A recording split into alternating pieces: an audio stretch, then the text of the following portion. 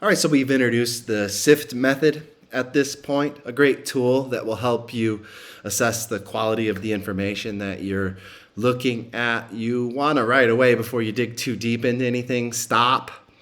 Take some time to investigate the source. You could look on Wikipedia. If the source is misrepresenting itself, or if there are other kind of red flags that indicate it might not be the best source of information, see if you can find better coverage. Take that particular piece of information, Google it, see if you can find other publications that are reporting it. Go for the more credible publication. And ultimately, what you're doing is you're trying to trace that information back to its original context. For example, if a newspaper article mentions a survey that was done by Pew Research, rather than relying on the newspaper, try to see if you can find that Pew Research article, and then you can cite Pew Research directly.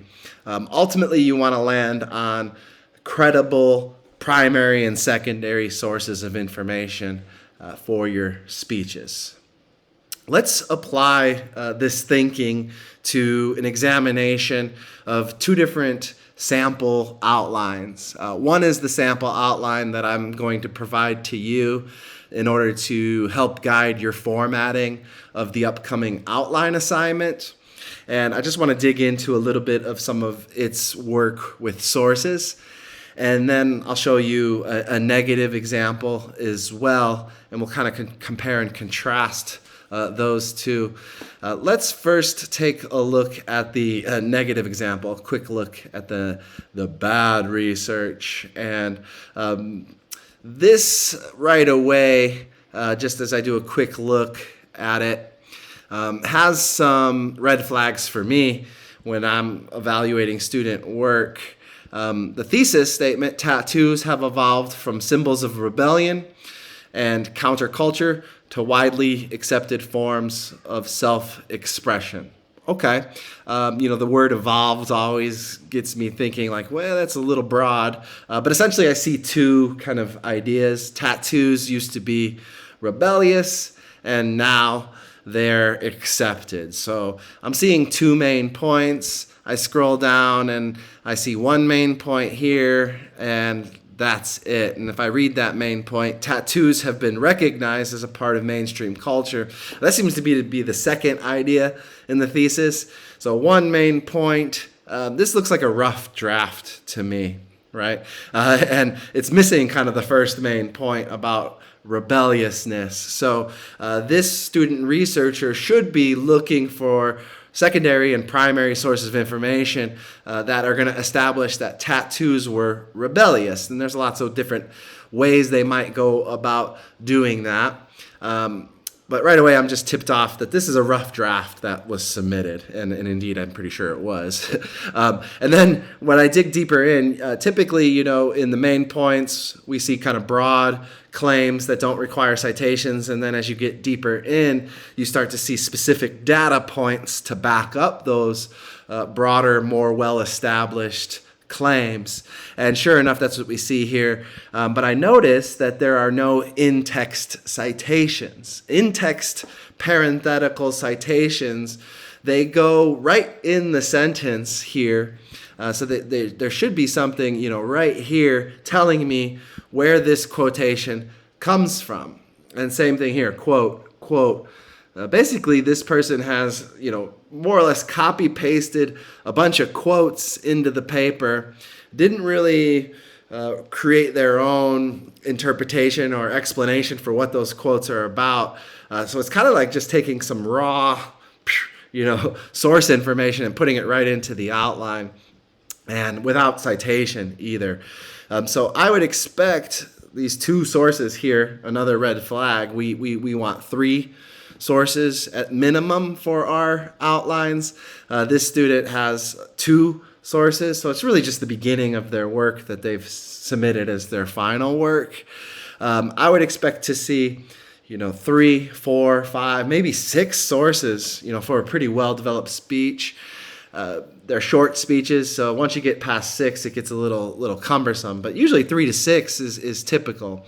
And I see 2 here, so that they don't have enough. And then you would normally expect there to be, a citation of Beard and Morankajic. You want to practice that, you could Google that name and get a pronunciation and practice that for your speech. And none of those sources are mentioned in the outline itself. So there are no in-text citations. Another sign that this is really just the beginning of their work. An in-text citation would correspond directly, so we would expect to see the author's last name, Beard, in parentheses, and it would easily pair up. And if for some reason this article didn't have an author, what we'd expect to see in the parentheses in MLA citation would be, the quote, a tattoo. So the beginning of the article title. Whatever is the first thing hanging out here on the hanging indent, that's what we expect to see in the outline in-text citations. And that allows the reader to easily pair up the information. There we go. Allison Beard. Easily pair up the information in the text to the source it came from. And this student's not doing that. So a lot of red flags here. I'm going to jump into examining those sources a little further, but I want to stop for a moment and compare this to the sample student outline that I'm providing for you as a kind of good example. It's not perfect. There are certainly things that I might do to improve this work, but this was pretty good. And notice it's just kind of more developed. So right away, I'm starting to get a sense that this is a finished piece of work. It's going in multiple, levels of support for the claims that are being made. There are, in this case, 3 cited sources, and there are in-text citations. So, for example, if we go up to the first main point, one of Oscar Goodman's most surprising roles was as a criminal defense attorney. And then they're going to provide evidence down here, name the author, and then they have an in-text citation there. And same thing with Dreyer, and then the last source is going to be down here, which is Koch, Ed Koch. And you'll see it corresponds with the first part of that entry there. I'll let you dig deeper into this outline and look at how they're drawing information from those sources and placing it into the outline to support their claims. But right now I just want to examine the sources of information that they provided. And I see a Yahoo News article, something from what's called the Forward, and then something from the Las Vegas Sun here.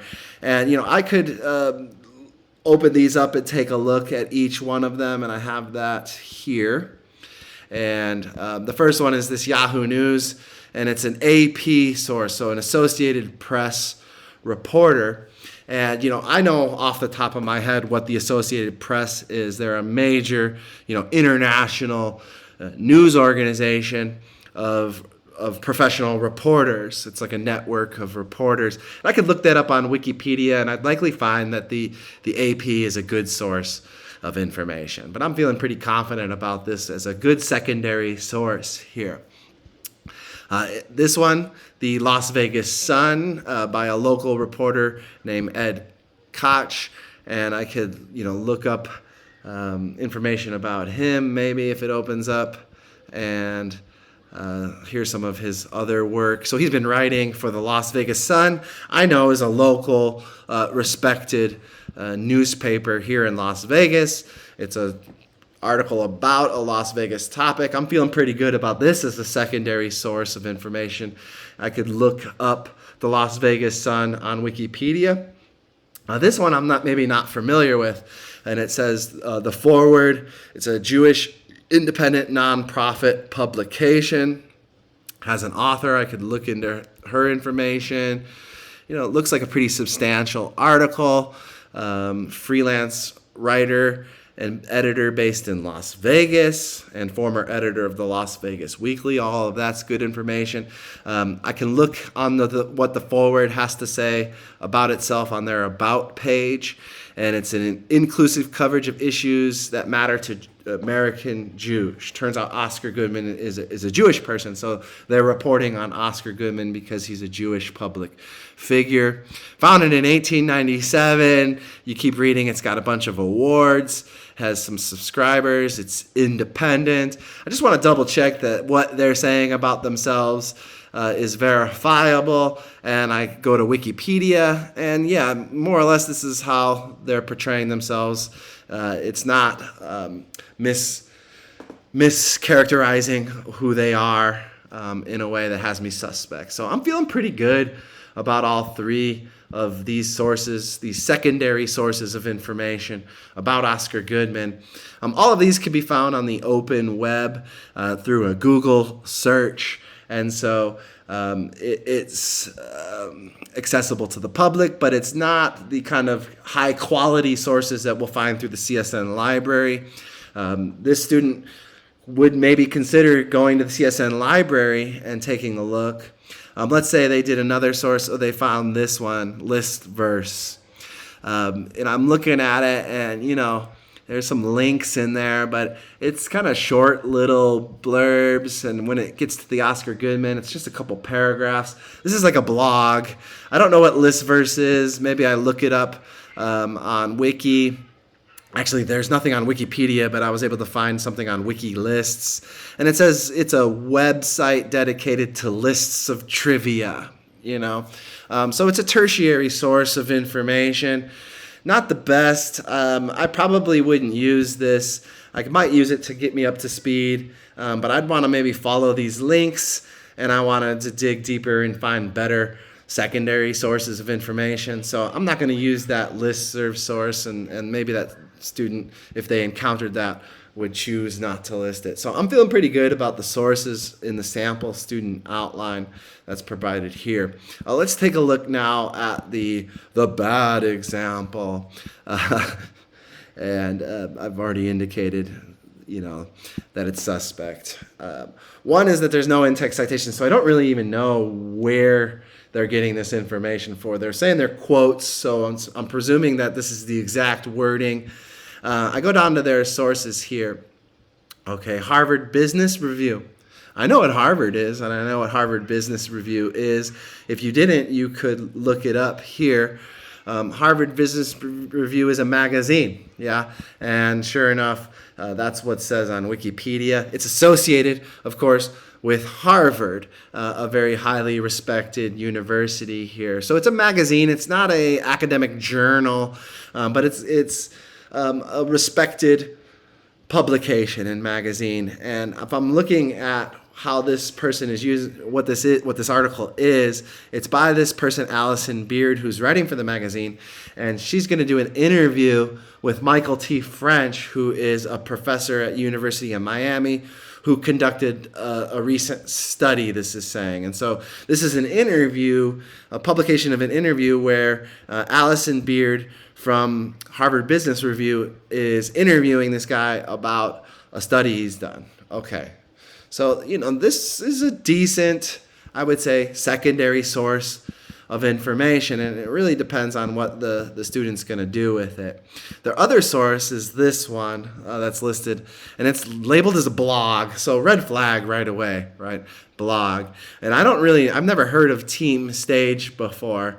And then when I look at what is going on here, there's no author that's listed, and then I just see a bunch of statistics, and I'm not sure where these statistics are coming from.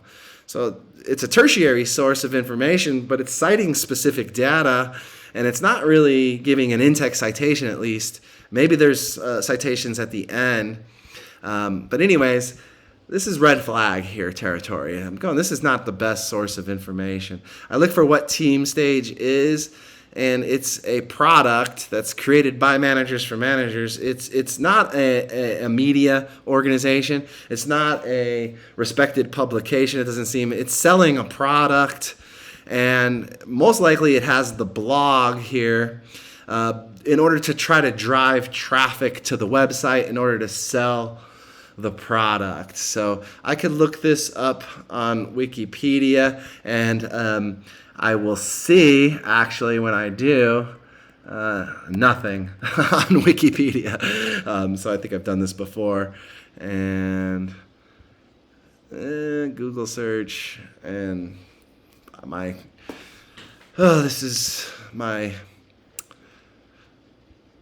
Wi-Fi is slow, but nothing comes up on Wikipedia, so that's a red flag, right? I would say right away I would rule this out as a good source of information. I go down to the bottom of it, and there are other links to potentially where they got the information from, but this just appears to be more blogs from unknown corporate.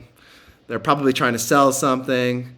Here's some now actual journal articles. So I could dig into these things, and I could use this to try to find better coverage of these things and gather better sources. But none of these on the surface of them look like they should be cited in my work. So I would say they really only have one good source here and then a suspect source here.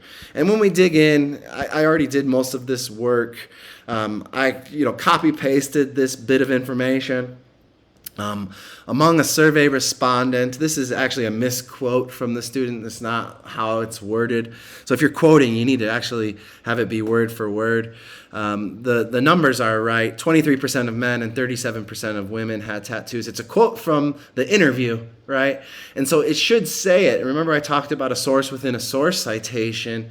This student should be telling us that this quote comes from Michael T. French, one of the authors of a 2018 study published in the Journal of Human Relations, that this was from an interview in Harvard Business Review with Allison Beard.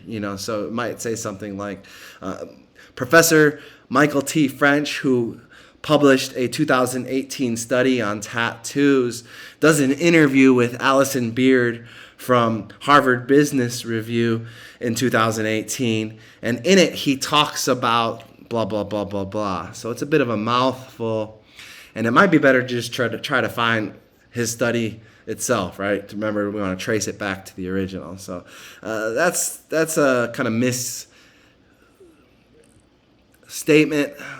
Here's another one. Some estimates suggest there's a tattooed person in 40% of the U.S. This actually misstates the quote, which is about 40% of U.S. households, which is different than 40% of people in the U.S. 40% of U.S. households have a tattooed person. And this is from that interview.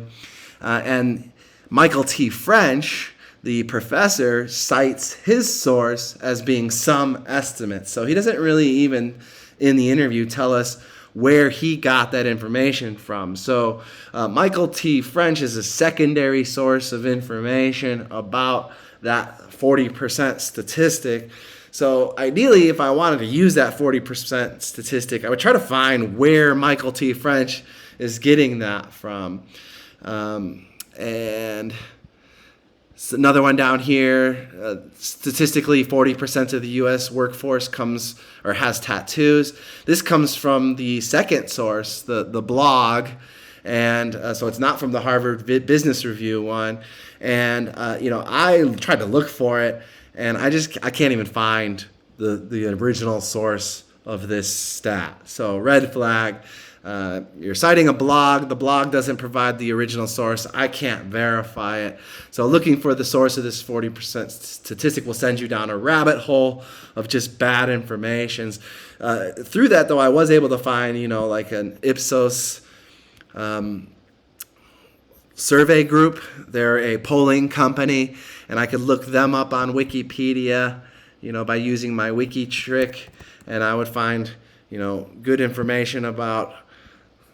They're a scientific, corporate, private, multinational market research company, and I could read more about that, but I actually have heard of them before. And anyways, maybe I want to use this in my in my speech, so I could use that blog to get to other things, but the blog itself I should probably throw out. And generally I just want to say, this student needed to do more research, and those blogs, red flag, but maybe the beginning of your research. And I would highly recommend that the student just use the CSN library, and that way they know they're going to likely get good sources of information. And I just want to show you really quickly how that could have worked out for them. Let me bring up, let's see, CSN libraries here. This is the CSN library homepage, and you would want to use the database search button here. So I'd highly recommend that you go to the browse databases and that you use one of these favorites over here, probably ProQuest Central, EBSCO. If you're interested in searching local Las Vegas, find that Las Vegas Sun article or the Review Journal, you can use this database. Searching from the database is going to give you better results than if you just search from this bar here from the main page, or if you go to find articles, it's just going to take you to the database collection as well. So let's say you want to use ProQuest Central, and you would click on that. You'd have to log in, of course, and you would type in here. Let's say you typed in tattoo discrimination in the workplace, and here you go. This is some of the first hits I get on tattoo discrimination, and these are scholarly journal, dissertation, newspaper. So right away I'm getting really good sources on tattoo discrimination. I could click this button over here to I timed out apparently. But you could click, so let's say I wanted to do tattoo discrimination. You can click that button and it will only give you full text. So that means you can actually download the article and read the article right there. Okay, so and there's tons of information. I'd have to sort through this, and I'd have to take each one and see how they might be useful to me. But right away I'm already finding better information. Maybe I could try to look for that first main point. I haven't done this yet, but let's just see. Tattoo and rebellion. Once a sign of rebellion. Okay, so I'm getting information about that too, so maybe I can find stuff for that first main point here in the database. Well, that was quick and dirty, and researching takes time. You're not going to find what you're looking for right away, and you got to use that SIFT method to kind of examine what it is you're looking at. And if you're just doing an open search on Google, you're going to get a lot of stuff that is like those blogs, unvetted, unclear where the sources come from, and you're going to need to investigate those sources, find better coverage, and try to trace that information back to something more substantial, a secondary or primary source of information. So I hope this practical application, it was a bit sloppy, I know, was helpful for you. And I would love to help you with your research, so feel free to reach out to me, and especially early in your process. And I can help you do this. And keep in mind the CSN libraries, there is a reference librarian who sits there all day who does this work and is employed by our school to help you do that. There are online librarians who you can chat with online as well. So use the library website, as I just showed you, to search the databases, find full text information, and hopefully you'll find some good coverage. Hope you found this useful.